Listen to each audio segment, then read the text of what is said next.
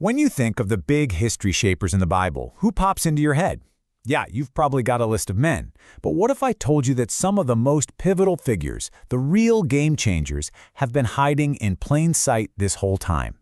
We're about to pull back the curtain on their stories, a narrative of hidden strength and unsung voices. It's a totally fair question, and one that gets asked a lot. Are the women in these ancient stories just footnotes? Kind of like supporting characters in someone else's movie. Or is there something much, much bigger going on?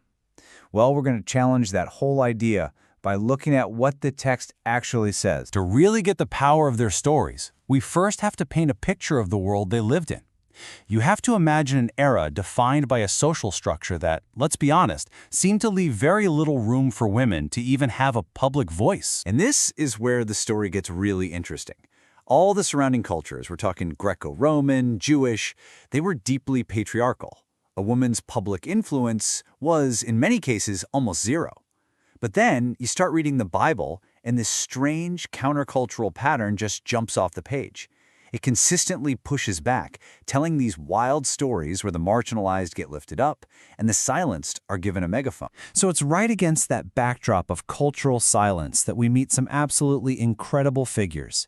And they don't just bend the rules, they completely shatter them. So let's meet some of God's most unlikely and most powerful leaders. Just take a second and look at this roster. The roles here are staggering. We've got a judge and military strategist leading an entire nation, an outsider who becomes a national hero, women who are literally bankrolling Jesus' ministry, and even a woman Paul calls an outstanding apostle. Come on, these are not minor players. These people are foundational to the whole story. Let's start with Deborah. Okay, picture this. Ancient Israel is in the middle of a massive national crisis, and she holds not one, but two of the most powerful offices in the land, prophetess and judge. This means she was the nation's top spiritual authority and its chief legal authority. Her role was not just ceremonial, it was profoundly influential. And this one detail just says it all about her authority. Think about it. The top military general, a guy named Barak, is so convinced of her wisdom and her leadership that he flat out says, "If you go with me, I'll go. But if you don't go with me, I'm not going." That's not a suggestion. That's a statement of complete dependence on her leadership. Okay, next up is Jael. And wow, is she a perfect example of how this story loves to use total outsiders to change history. She wasn't an Israelite leader. She wasn't a prophet. She wasn't anybody important. She was a non-Israelite, just living on the fringes. And yet, she becomes the unlikely hero of the whole saga. The story is just pure drama. The enemy general, Sisera, is on the run, and he thinks he's found a safe place to hide in Jael's tent. Big mistake. Jael recognizes the moment, and she takes this decisive and, frankly, shocking action. With one move, her incredible courage single-handedly fulfills a prophecy that the honor of victory would go to a woman. All right, let's jump forward a few centuries to the New Testament. Have you ever just stopped to think about the basic logistics of Jesus' ministry? All that travel, the food, the lodging for him and 12 disciples? Who was paying for all that? The answer might actually surprise you. Well, the Gospel of Luke gives us a surprisingly direct answer. It was a group of women, and he names them. Mary Magdalene, Joanna, and Susanna, who were the primary financial patrons of Jesus' entire ministry.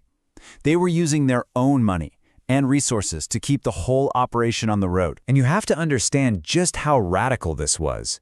You have Mary Magdalene, a woman who had been completely ostracized by society, now a core benefactor. But then there's Joanna. Get this. Her husband was the household manager for King Herod. Yeah, that Herod, the ruler who was hostile to Jesus. This means support was coming from inside the halls of power. It was a quiet but profound act of defiance and stewardship. Okay, let's talk about a common misconception. The Apostle Paul. He often gets a reputation as someone who wanted to restrict women's roles. But when you actually read his letters, especially the closing chapters where he's greeting all his friends and co-workers, a very, very different picture emerges. In just one chapter, Romans 16, Paul basically gives shout-outs to the giants of the early church. He calls Phoebe a deacon and a crucial benefactor. He recognizes Priscilla as a respected teacher. And then he drops the name Junia. And this is not ambiguous. He doesn't just say Junia is an apostle. He says she is outstanding among the apostles. That is an incredible commendation, placing a woman right in the most foundational leadership circle of the entire early Christian movement. So these are fascinating stories, right? But what's the big takeaway for us? Why does honoring these ancient figures actually matter in our world today? Well, it all points to this one central lesson. The Bible consistently shows a God who sees and values the people the world overlooks, who equips people based on their faith and their calling, not their gender or their social status. Which means these women are not footnotes. They are absolutely essential to the plot. Their hidden strength was, and still is, world-changing strength. And that pattern becomes the model for how we're supposed to live. It's a call to action for us, to actively look for and honor the dignity and the gifts in everyone around us, especially in those people whose voices our culture tends to ignore. So, I'll leave you with this question. In your own life, in your community, at your job, who are the unseen strengths you've been overlooking? Who are the Deborahs, the Jaels, and the Phoebes that are hiding in plain sight? Because recognizing them, well, that might just change everything.